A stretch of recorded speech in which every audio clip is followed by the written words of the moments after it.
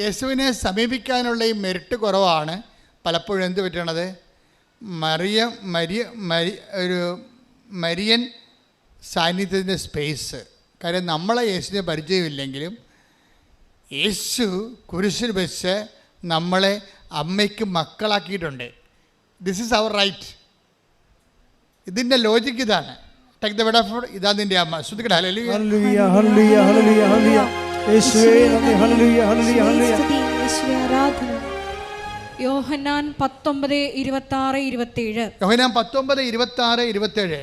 യേശു തൻ്റെ അമ്മയും താൻ സ്നേഹിച്ച ശിഷ്യനും അടുത്ത് നിൽക്കുന്നത് കണ്ട് അമ്മയോട് പറഞ്ഞു, സ്ത്രീയെ, ഇതാ നിന്റെ മകൻ. അനന്തരം അവൻ ആ ശിഷ്യനോട് പറഞ്ഞു, ഇതാ നിന്റെ അമ്മ.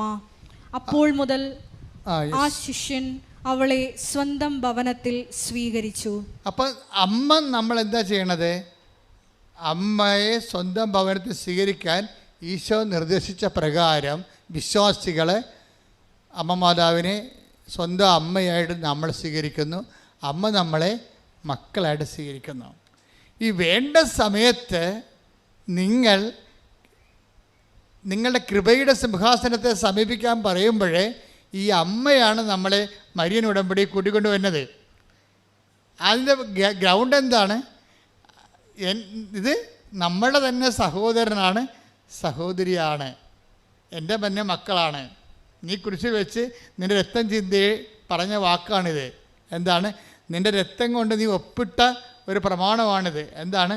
അതിലൂടെ നമ്മളെ ക്രിസ്തു നേടിയെടുത്ത എല്ലാ അനുഗ്രഹങ്ങൾക്കും നമ്മളും അവകാശികളായിക്കൊണ്ടാണ് ഈശോ നമുക്ക് അവിടുത്തെ അമ്മയെ നമ്മുടെ സ്വന്തം അമ്മയായിട്ട് തന്നിട്ട് നമ്മൾക്ക് ക്രിസ്തു നേടിയെടുത്ത എല്ലാ കൃപകളുടെയും അവകാശികളാക്കിയിരിക്കുകയാണ് കുരിശിൽ വെച്ചുകൊണ്ട്. ശ്രുതിക്കട്ടെ. ഹല്ലേലൂയ ഹല്ലേലൂയ ഹല്ലേലൂയ ഹല്ലേലൂയ.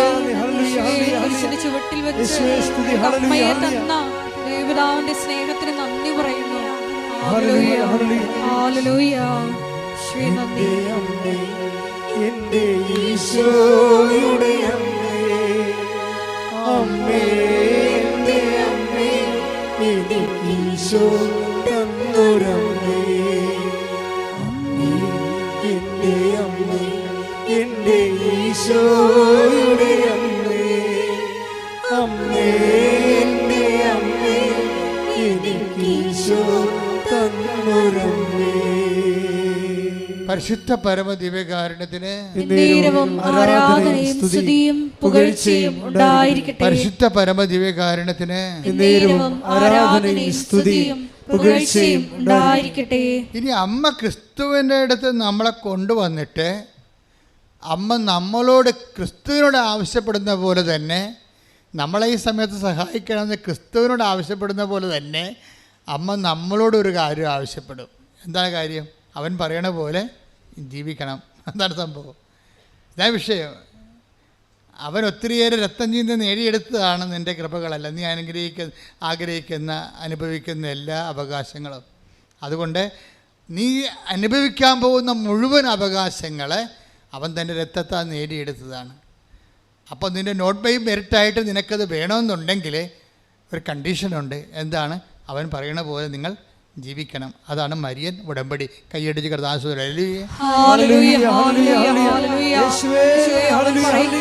ചെയ്തുകൊണ്ട്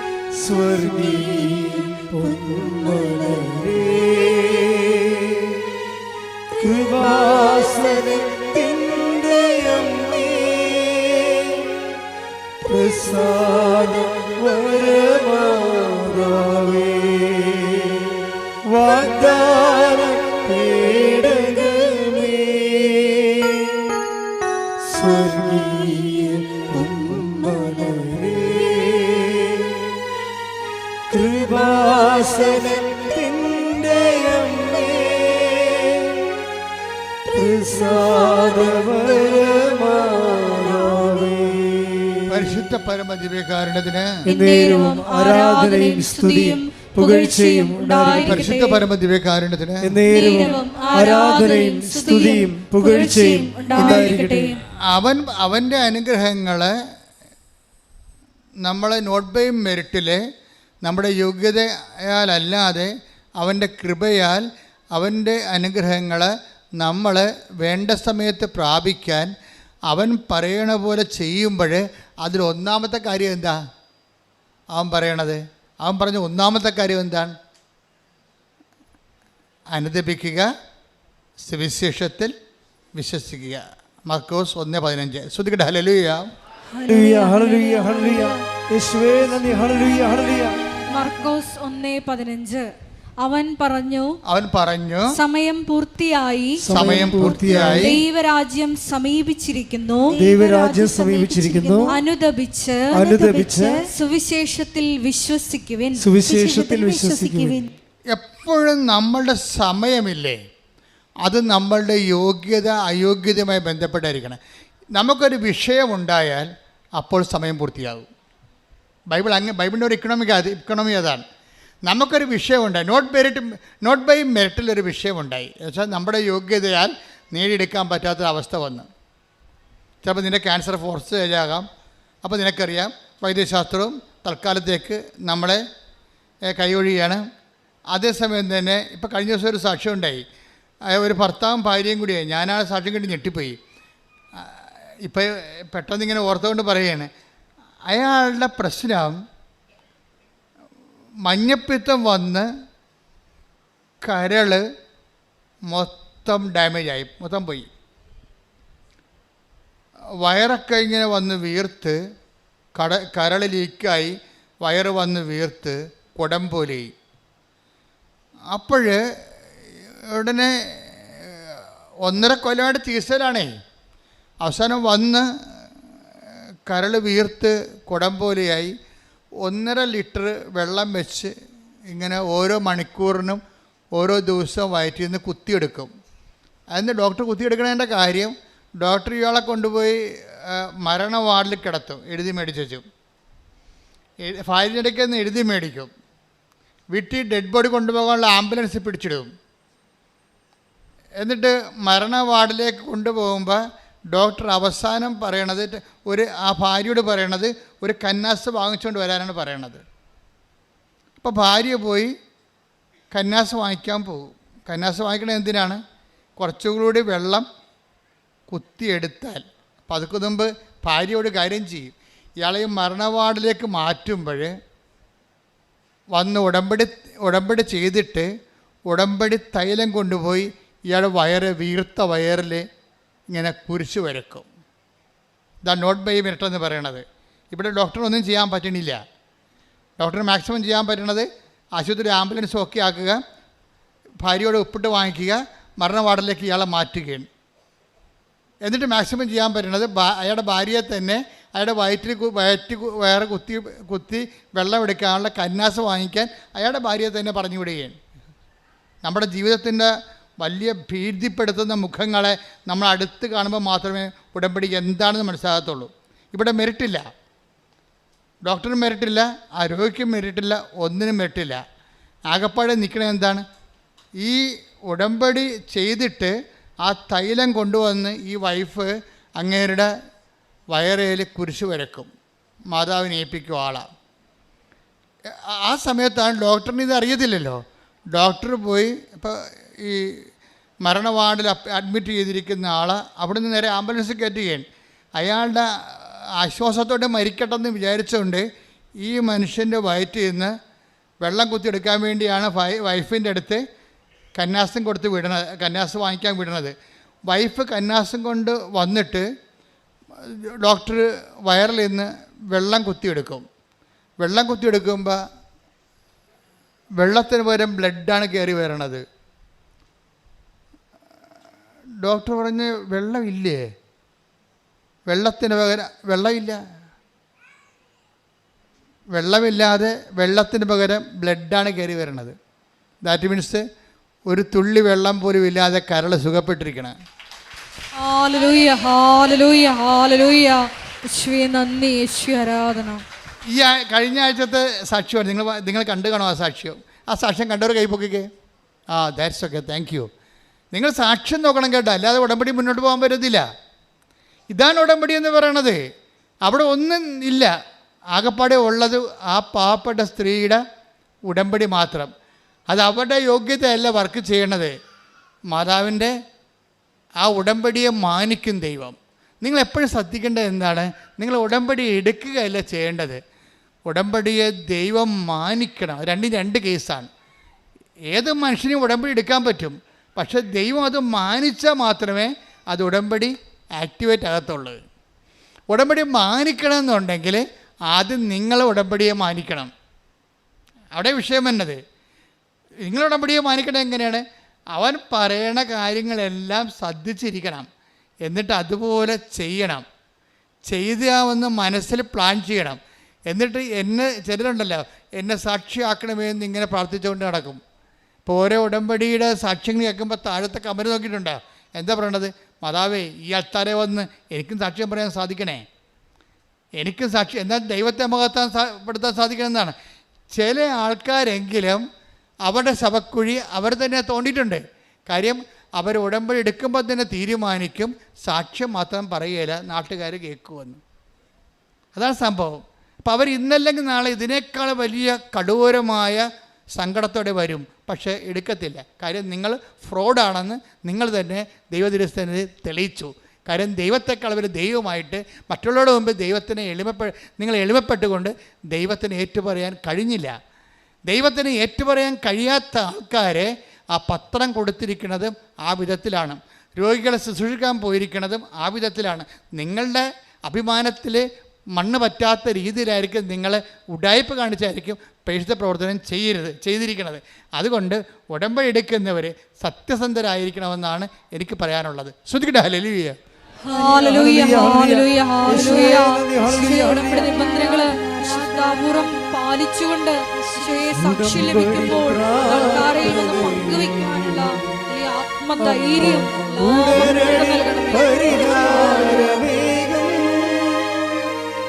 ഉടമ്പടി പ്രാർത്ഥനയിൽ അമ്മ ഉടനടി പരിഹാരമേകും. അവൻ പറയുന്നതും ചെയ്തിടുകിൽ ജീവിതം ധന്യമായി തീർന്നിടും.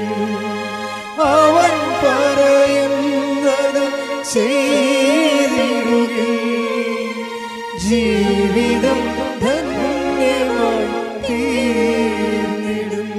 അപ്പോൾ ഇതാണ് ഒരു അവസ്ഥ എന്ന് വെച്ച് കഴിഞ്ഞാൽ, ഇവിടെയാണ് നമുക്ക് മെറിറ്റില്ല, യോഗ്യതയില്ല.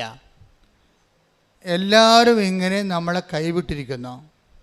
നമ്മൾ ആ ഭാര്യയും ഭർത്താവിൻ്റെ ജഡം പോലെ ശവം പോലെ ഇരിക്കുന്ന ശരീരവും മാത്രം ബാക്കി. ഈ ഒരു അവസ്ഥയിൽ നമ്മൾ ചെല്ലുമ്പോഴും ദൈവം നമ്മളെ കൈവിടത്തില്ല. അതാണ് ഉടമ്പടിയുടെ പിടുത്തം എന്ന് പറയുന്നത്. ഉടമ്പടി ഒരു പൂട്ടാണ്. എന്താണ്? ദൈവത്തെയും നമ്മളെയും കൂടി കൂട്ടിച്ചേർക്കുന്ന ഒരു വലിയ ബന്ധമാണ്. അത് ആരാണ് പൂട്ടിയിരിക്കണത്? ആ ബന്ധം കൈവിടിപ്പിച്ചിരിക്കുന്ന ആരാണ്? അമ്മയാണ്. അമ്മയെന്ന് പറയണത് കുരിശിൻ്റെ ചുവട്ടിൽ വരെ നിന്നുകൊണ്ട് അവൻ പറയണത് പോലെ ചെയ്ത ആളാണ്. മരിയൻ എന്ന് പറയണത് ഒരു ഉടമ്പടിയുടെ ആളായ്മയാണ്. അമ്മ ആരാണെന്ന് ചോദിച്ചു കഴിഞ്ഞാൽ ആരാണ്? കുരിശിൻ്റെ ചുവട്ടിൽ വരെ നിന്നുകൊണ്ട് പിതാവായ ദൈവം പറഞ്ഞത് അതുപോലെ നിറവേറ്റിയ ഉടമ്പടിയുടെ ആളായ്മയാണ് ഉടമ്പടി മാതാവ്. ഇത് ക്വീൻ ഓഫ് ദി കവനൻ്റാണ് അവരെ. അതാണ് വാഗ്ദാന പേടകമെന്ന് പറയണത്. നമ്മൾ ഇതിൻ്റെ ആധ്യാത്മികത എന്ന് പറയണത് നമ്മുടെ അനുദിന ജീവിതവുമായിട്ടും നമ്മുടെ ക്രൈസിസ് ടൈമായിട്ട് കണക്റ്റഡാണ്. അതാണ് വേണ്ട സമയം എന്ന് പറയണത്. വേണ്ട സമയത്ത് പിന്നെ ഉടമ്പടി ലക്ഷ്യം വെക്കുന്നത് പാപത്തെ അല്ല. പഴയ നിയമത്തിലെ ഉടമ്പടിയൊക്കെ എപ്പോഴും ലക്ഷ്യം വെക്കുന്നത് പാപത്തെയാണ്. നമുക്കറിയാമല്ലോ, പഴയ ഉടമ്പടി 3 തരമുണ്ട്. പഴയ നിയമകാല ഉടമ്പടിയുണ്ട്, മൊസൈക്ക് ഉടമ്പടി, മൊസൈക്ക് കവനൻ്റ്. പിന്നെ പുതിയ കാല ഉടമ്പടി, ക്രിസ്തുവിൻ്റെ പീഡാസഹനത്തിലൂടെ ഉള്ള വീണ്ടെടുപ്പും കർത്താവ് സ്ഥാപിച്ച പുതിയ ന്യൂ കവനൻ്റും. അത് നിത്യതയുമായിട്ട് ബന്ധപ്പെട്ടതാണ്. പിതാക്കന്മാർ മരുഭൂമി വെച്ച് മന്ന ഭക്ഷിച്ചു, അതുപോലെ ഈ അപ്പം ഭക്ഷിച്ച് ജീവിക്കുന്നതിന് വേണ്ടി ക്രിസ്തുവിൻ്റെ ശരീരം തന്നെ നമുക്ക് ഭാഗിച്ച് വിധിച്ച് നൽകുന്ന കൃപാന എന്ന ഉടമ്പടി. അത് നിത്യജീവന് വേണ്ടിയുള്ളതാണ്. അപ്പം നിത്യജീവന് വേണ്ടിയാണ് നമുക്ക് ILTS പാസ്സായാലും കേണ്ടായി പോകാനല്ലേ യേശു ക്രിസ്തു ക്രൂശിക്കപ്പെട്ടത്. നമുക്ക് നഷ്ടപ്പെട്ട പ്രസാദവരം വീണ്ടെടുത്തിട്ട് ദൈവത്തിൻ്റെ കൂടെ നിത്യതയിൽ വരപ്രസാദ മഹത്വപൂർണ്ണമായി കഴിയാൻ വേണ്ടിയാണ് ക്രിസ്തു ക്രൂശിക്കപ്പെട്ടത്. പക്ഷേ അനുദിന ജീവിതത്തിൻ്റെ അവസ്ഥ എന്താണ്? അനുദിന ജീവിതത്തിന് വേണ്ടിയാണ് അമ്മയുടെ സാന്നിധ്യം വരണത്. എന്താണ് വേണ്ട സമയം? വേണ്ട സമയം എന്താണ്? അവർക്ക് വീഞ്ഞില്ല എന്ന് പറയുന്ന ഒരു സമയം.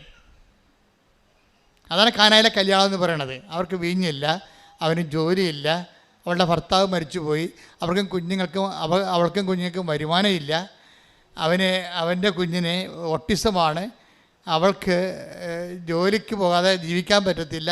ഇങ്ങനെ ഇല്ല എന്ന് പറയാൻ വേണ്ടി ഒരാളെ ദൈവം നിശ്ചയിച്ചിരിക്കുകയാണ്. ദൈവമാണ് നിശ്ചയിച്ചിരിക്കണത്.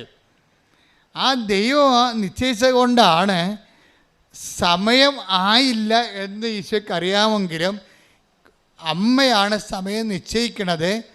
അമ്മ ഒരാളുടെ ആവശ്യം കൊണ്ട് വന്നാൽ അപ്പോഴാണ് സമയമാകണത്. സമയം ഭയങ്കര പ്രധാനപ്പെട്ട കാര്യമാണ്. ബൈബിളിലെ പ്രധാനപ്പെട്ട ഒരു ഏജൻ്റാണ്, ഒരു നോഷനാണ് ടൈമെന്ന് പറയണത്. ഇത് സമയം പൂർത്തിയായി അനുദപിക്കുക, സുവിശേഷത്തിൽ വിശ്വസിക്കുക. അതുതന്നെയാണ് അമ്മയും കൊണ്ട് വരുമ്പോഴും പറയും സമയം ആയിട്ടില്ല എന്ന് പറയണത്.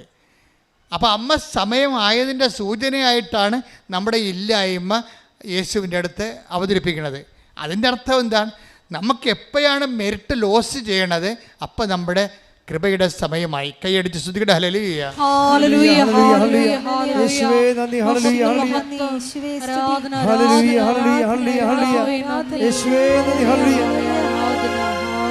ബലഹീനതയിൽ ബലമേകി ബലവാനായോ നടത്തിടുന്നു.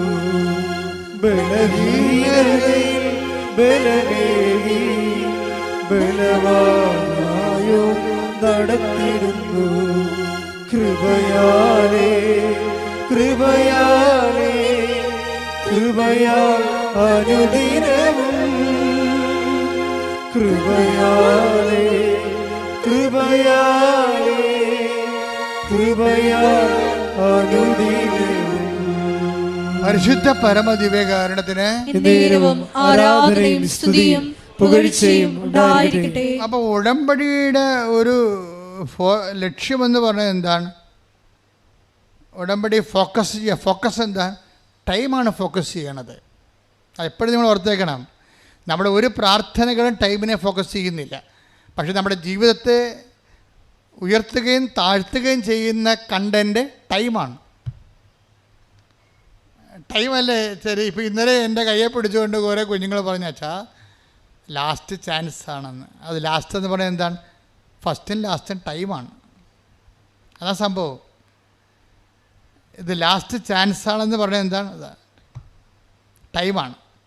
അപ്പോൾ ഉടമ്പടിയുടെ പ്രധാനപ്പെട്ട ഫോക്കൽ പോയിൻ്റ് ടൈമാണ്. സുവിശേഷത്തിൻ്റെ ഫോക്കൽ പോയിൻ്റ് ടൈമാണ്. മദറിൻ്റെ ഫോക്കൽ പോയിൻ്റ് ടൈമാണ്. മദർ വന്ന് ഈശോനോട് പറയും, അപ്പോൾ ഈശോ പറയും സമയം ആയില്ല എന്ന് പറയും. ആയില്ല എന്ന് പറഞ്ഞിട്ടും പിന്നെ എന്തുകൊണ്ടാണ് ഈശോ വെള്ളത്തെ വീഞ്ഞാക്കിക്കൊണ്ട് അവരുടെ ആവശ്യം നിറവേറ്റണത്? അപ്പോൾ സമയമാക്കിയത് ആരാണ്? അമ്മയല്ലേ. അപ്പോൾ അമ്മയാണ്. അപ്പോഴേ ഈ സമയത്തിൻ്റെ ദൈവത്തിൻ്റെ പരിഗണനയിരുന്ന സമയത്തെ മനുഷ്യൻ്റെ ആവശ്യങ്ങളിലേക്ക് പിടിച്ചിറക്കി കൊണ്ടുവരികയും സമയത്തിൻ്റെ പൂർണ്ണതയാക്കുകയും ചെയ്യുന്നതിൻ്റെ ഒരു ഏജൻറ് റോളുള്ളത് അമ്മയ്ക്കാണ്. ഇതാണ് ഉടമ്പടിയുടെ ഒരു പ്രധാനപ്പെട്ട റെഫറൻസ്. ഇനി ഈശോ വരുമ്പോഴും എന്താ പറയണത്? സമയം പൂർത്തിയായി, അതുകൊണ്ട് അനുദപിക്കണം. പിന്നെന്ത് ചെയ്യണം? സുവിശേഷത്തിൽ വിശ്വസിക്കണം. എന്ന് വെച്ചാൽ ക്രിസ്തുവിൽ വിശ്വസിക്കണമെന്ന് എൻ്റെ അർത്ഥം. സുവിശേഷത്തിൽ വിശ്വസിക്കുക എന്ന് വെച്ച് കഴിഞ്ഞാൽ ക്രിസ്തുവിൽ വിശ്വസിക്കുക എന്നാണ്. അപ്പം സമയം പൂർത്തിയാകണം എപ്പോഴാണ്? നമ്മളുടെ മെരിറ്റ് എപ്പോൾ ലോസ് ചെയ്യുന്നു അപ്പം സമയം പൂർത്തിയായി. എന്തിൻ്റെ സമയം പൂർത്തിയായി? കൃപയുടെ സമയം പൂർത്തിയായി. കൃപയുടെ സമയം എന്ന് പറയുന്നത് എന്താണ്? നിനക്ക് ക്രിസ്തുവിനെ സ്വീകരിക്കാനുള്ള സമയം പൂർത്തിയായി. കൈയടിച്ച് കർത്താവ് ഹല്ലേലൂയ. ഹല്ലേലൂയ ഹല്ലേലൂയ ഹല്ലേലൂയ. യേശുവേ നന്ദി, യേശുവേ ആരാധന. ഹല്ലേലൂയ ഹല്ലേലൂയ ഹല്ലേലൂയ. നന്ദി പറയുന്നു. ഹല്ലേലൂയ ഹല്ലേലൂയ ഹല്ലേലൂയ. യേശുവേ, ഞങ്ങളുടെ ജീവിതത്തിന്റെ കൃപയുടെ സമയം വിവേചിച്ചറിയുവാൻ ഞങ്ങളെ ആരാധനയിലൂടെ അഭിഷേകം ചെയ്യണമേ. Hallelujah hallelujah. കൃപമതിയേ കൃപമതിയേ അളവില്ലാത്ത നിൻ കൃപമതിയേ. കൃപയുടെ പുതിയ നിയമത്തിലേക്ക് വരുമ്പോഴേ കൃപയുടെ സമയമാണ് പൂർത്തിയാകുന്നത്. കൃപയുടെ സമയം പൂർത്തിയാക്കുന്നത് ആരാണ്? അതുകൊണ്ടാണ് നമ്മൾ കൃപ നിറഞ്ഞ മറിയമേ സ്വസ്തി, കർത്താവ് നിന്നോട് കൂടെ എന്ന് പറയുന്നത്. കൃപയുടെ സമയം പൂർത്തിയാക്കുന്നത് ആരാണ്? പരിശുദ്ധ അമ്മയാണ് ആ പൂർത്തിയാക്കുന്നത്. അപ്പോൾ നമ്മളെപ്പോഴും ഫോക്കസ് ചെയ്യേണ്ടത് ഇപ്പം അനുദപിക്കുക, സുവിശേഷത്തെ വിശ്വസിക്കുക എന്ന് പറഞ്ഞാൽ ആ വിശ്വാസകാലം എന്ന് പറയുന്നത് അനുതാപത്തിൻ്റെ കാലമല്ല. It is goodbye. മനസ്സിലായില്ലേ? അത് കൃപയുടെ കാലമാണ്. ഇപ്പം യേശു മർക്കോസ് 1:15 എന്താണ്? അനുദപിക്കുക, സുവിശേഷത്തിൽ വിശ്വസിക്കുക. അനുദപിക്കുക, ക്രിസ്തുവിൽ വിശ്വസിക്കുക. ക്രിസ്തുവിൽ വിശ്വസിച്ച് കഴിഞ്ഞാൽ പിന്നെ അനുതാപത്തിൻ്റെ വിഷയമില്ല. പിന്നെ എന്താണ്? പിന്നെ കൃപ. നമ്മൾ പാപത്തെ ഫോക്കസ് ചെയ്യണില്ല. പാപത്തെ വീണ്ടെടുത്ത ക്രിസ്തുവിനെ വിശ്വസിച്ച് കഴിയുമ്പോൾ പിന്നെ നമ്മൾ എന്താ ചെയ്യണം? പാപത്തേക്കാൾ ഉപരി നമ്മൾ എന്തിനെ ഫോക്കസ് ചെയ്യും? കൃപയെ ഫോക്കസ് ചെയ്യും. ഈ കൃപയുടെ സമയത്തിലാണ് നമ്മൾ വിശ്വാസ ജീവിതം നയിക്കണത്. കൈയടിച്ച് കർത്താവേ ഹല്ലേലൂയ. ഹല്ലേലൂയ ഹല്ലേലൂയ ഹല്ലേലൂയ. യേശുവേ നന്ദി, ഹല്ലേലൂയ ഹല്ലേലൂയ. ഹല്ലേലൂയ ഹല്ലേലൂയ ഹല്ലേലൂയ ഹല്ലേലൂയ. ആരാധന ആരാധന. ഹല്ലേലൂയ. കൃപമതിയേ കൃപമതിയേ അളവില്ലാത്ത നിൻ കൃപമതിയേ കൃപമതിയേ കൃപമതിയേ അളവില്ലാത്ത നിൻ കൃപമതിയേ. രാജരാജ രാജാധിരാജ പാടി പുകഴ്ത്തിടുമേ, ദിനവും വാഴ്ത്തി പുകഴ്ത്തിടുമേ. റോമ 6:14 കൃപയുടെ സമയത്തെക്കുറിച്ച് പറയുന്നതാണ്. പലപ്പോഴും നമ്മൾ പാപത്തെയാണ് ക്രിസ്തുവിനെ സ്വീകരിച്ചിട്ടും നമ്മൾ ക്രിസ്തുവിനേക്കാൾ ഉപരി പാപത്തെ ഫോക്കസ് ചെയ്യുന്ന ആധ്യാത്മികതയുണ്ട്. അതും ആധ്യാത്മികത തന്നെയാണ്. പക്ഷേ ക്വാളിറ്റേറ്റീവ്ലി അത് കുറച്ച് ഡിഗ്രി കുറവുള്ളതാണ്. കാര്യം ക്രിസ്തുവിനെ ഫോക്കസ് ചെയ്താൽ പിന്നെ പാപത്തിന് പരിഹാരം ചെയ്തവനെ നമ്മൾ സ്വീകരിച്ചു കഴിഞ്ഞാൽ പിന്നെ നമ്മൾ പാപത്തെ, ലോകത്തെ ജയിച്ചാണ് ജീവിക്കുന്നത്. ലോകത്തെ ജയിച്ച് ജീവിക്കുന്നത് എങ്ങനെയാണ്? പാപത്തിന് പകരം നമ്മൾ കൃപയെ ഫോക്കസ് ചെയ്യും. മനസ്സിലായില്ലേ? ഫോക്കസിങ്ങിൻ്റെ പ്രോബ്ലമാണ് ഇവിടെ. നമ്മൾ പാപത്തെ ഫോക്കസ് ചെയ്യുന്നതിന് പകരം ഉടമ്പടിയിലുള്ളവർ കൃപയെയാണ് ഫോക്കസ് ചെയ്യേണ്ടത്. Take the word of God. റോമ 6:14. പാപം നിങ്ങളുടെ മേൽ ഭരണം നടത്തുകയില്ല, കാരണം നിങ്ങൾ നിയമത്തിന് കീഴിലല്ല, കൃപയ്ക്ക് കീഴിലാണ്. Praise the Lord. ഒന്നിട്ട് പറഞ്ഞേ, ഏറ്റു പറഞ്ഞേ. പാപം നിങ്ങളുടെ മേൽ ഭരണം നടത്തുകയില്ല, കാരണം നിങ്ങൾ നിയമത്തിന് കീഴിലല്ല, കൃപയ്ക്ക് കീഴിലാണ്. പഴയ നിയമ ഉടമ്പടിയെല്ലാം നിയമത്തിന് കീഴിലാണ്, കൃപയ്ക്ക് കീഴിലല്ല. പഴയ നിയമ ഉടമ്പടിയുടെ ഒരു പോരായ്മ അതെല്ലാം നിയമത്തിന് കീഴിലാണ്, കൃപയ്ക്ക് കീഴിലല്ല. പുതിയ നിയമ ഉടമ്പടിയിൽ എന്താണ്? കൃപയ്ക്ക് കീഴിലാണ്. എന്താ കാര്യം? ക്രിസ്തു നേടിയെടുത്ത കൃപ ടാപ്പ് ചെയ്യാൻ പറ്റുമോ? എങ്ങനെ പറ്റും? അതാണ് നമ്മുടെ ലക്ഷ്യം. എങ്ങനെ പാപം ഒഴിവാക്കി ജീവിക്കാൻ പറ്റുമെന്നല്ല. അതൊരു ഡൗൺ ഡ്രൈവഡായിട്ടുള്ള ഒരു അർത്ഥമാറ്റിക് ആയിട്ടുള്ള ഒരു ആധ്യാത്മികതയാണ്. ഒരു ജിയോമെട്രിക്കൽ ആധ്യാത്മികത വേണം. ക്ഷേത്രഗണിത പ്രകാരമുള്ള ഇപ്പോൾ ഒരു സൈക്കിള്, ഒരു വിമാനം, രണ്ടും ലക്ഷ്യത്തിലെത്താൻ പറ്റുമായിരിക്കും വേണമെങ്കിൽ. ഇപ്പം എൻ്റെ സഹോദരൻ, എൻ്റെ ഒരു സഹപ്രവർത്തകൻ, ഇപ്പോൾ അദ്ദേഹം സൈക്കിളിന് തിരുവനന്തപുരത്ത് നിന്ന് ഗോവ വരെ പോയി. 2 മാസം എടുത്തതേ ഉള്ളൂ. ഗോവയിൽ പോകണമെങ്കിൽ 2 മണിക്കൂർ മതി. നമ്മൾ പാപത്തെ ഫോക്കസ് ചെയ്താൽ സൈക്കിളിന് പോകണ പോലെ ഇരിക്കും. കൃപയെ ഫോക്കസ് ചെയ്താൽ നമ്മൾ എന്ത് പത്രം കൊടുത്താലും കൃപ വേണമെന്ന് പറയണം. രോഗിയെ പോയി കണ്ടാലും ക്രിസ്തു നീ എടുത്തത് കൃപയിൽ എന്നെ പങ്കാളിയാക്കണം. കൃപയെ ഫോക്കസ് ചെയ്താൽ വിമാനത്തിൽ പോണ പോലെ ഇരിക്കും. 2 മണിക്കൂർ കൊണ്ട് ടൈം ഷോട്ട് ചെയ്യണത് കൃപയാണ്. കൈയടിച്ച് ശ്രദ്ധിക്കട്ടെ.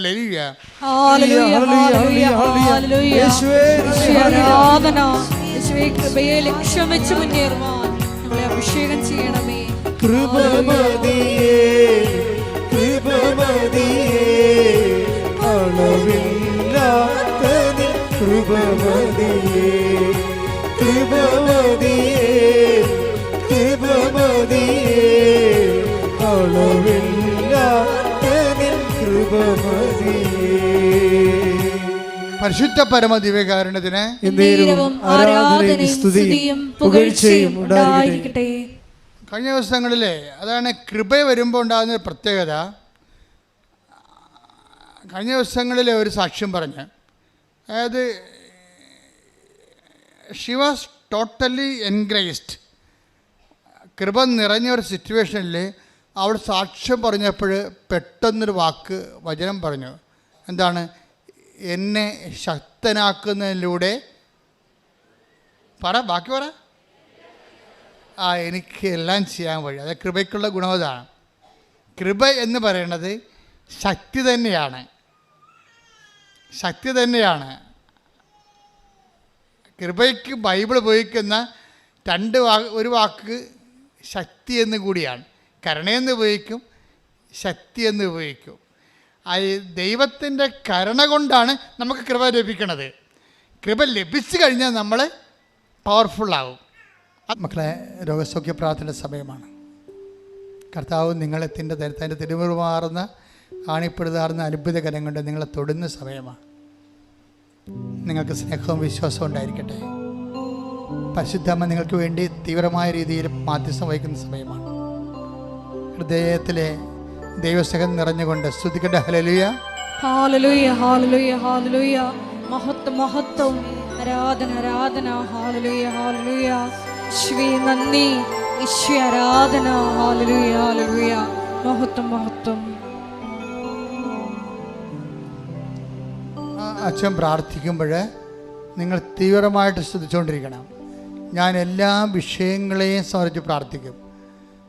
രോഗങ്ങൾ, ഇവിടെ ഉള്ളവർ, ആശുപത്രി കിടക്കുന്നവർ, നിങ്ങളുടെ ബന്ധുക്കൾ, സ്വന്തപ്പെട്ടവർ, നിങ്ങളുടെ പ്രാർത്ഥനാ സഹായം ആവശ്യപ്പെട്ടവർ, എല്ലാവരെയും കർത്താവ് തൊടുന്ന സമയമാണ്. അത് കാലങ്ങളോടും ആരെല്ലാം എപ്പോഴെല്ലാം എന്നെല്ലാം ഈ ധ്യാനം കൂടുന്നുവോ അപ്പോഴെല്ലാം ഉടമ്പടി ധ്യാനത്തിലൂടെ ആരാധനയുടെ ദൈവം ഈ നിയോഗങ്ങളുടെ മേൽ, ആ ധ്യാനം കൂടുന്ന ഓരോരുത്തരും നിയോഗങ്ങളുടെ മേലെ കർത്താവിൻ്റെ കരുണ ചൊരിയും. ശ്രുതിക്കട്ടെ. ഹല്ലേലൂയ ഹല്ലേലൂയ ഹല്ലേലൂയ.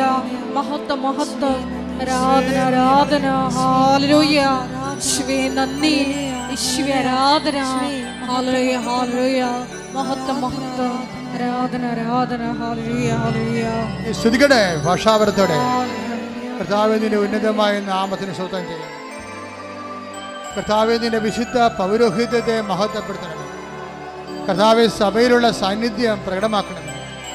38 വർഷം ഞാൻ അർപ്പിച്ച കൃപാന്റെ യോഗ്യതയാൽ കൃപാസ അൾത്താറെ ജീവനോടെ പ്രത്യക്ഷപ്പെട്ട പരിശുദ്ധ അമ്മയുടെ മാധ്യസ്ഥത്താൽ കർത്താവിൻ്റെ തിരുമുറുപാർന്ന് വലതുകരത്താൽ ആണിപ്പെടുത്താർന്ന് അത്ഭുത കരത്താൽ ഓരോ മകനെയും മകളെയും സ്പർശിക്കണമേ. ഉച്ച മുതൽ ഉള്ളംകാല് വരെ കർത്താവ് രക്തം പടരട്ടെ.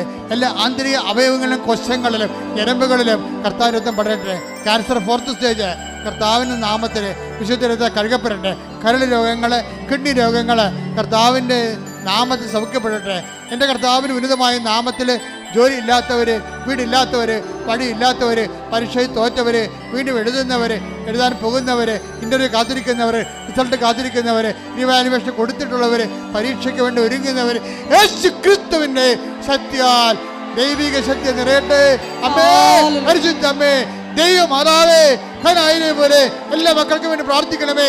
എല്ലാ നിശ്വാസങ്ങളും, എല്ലാ സങ്കടങ്ങളും കർത്താവേ വലിയ അടയാളങ്ങളോടെ ദൈവത്തിന്റെ മഹത്വമായി മാറട്ടെ. ശ്രുതികട്ടെ. ഹല്ലേലൂയ ഹല്ലേലൂയ. മഹത്വം മഹത്വം, ആരാധന ആരാധന. ഹല്ലേലൂയ ഹല്ലേലൂയ. സദയം തുറേ സുഖമായി എൻ്റെ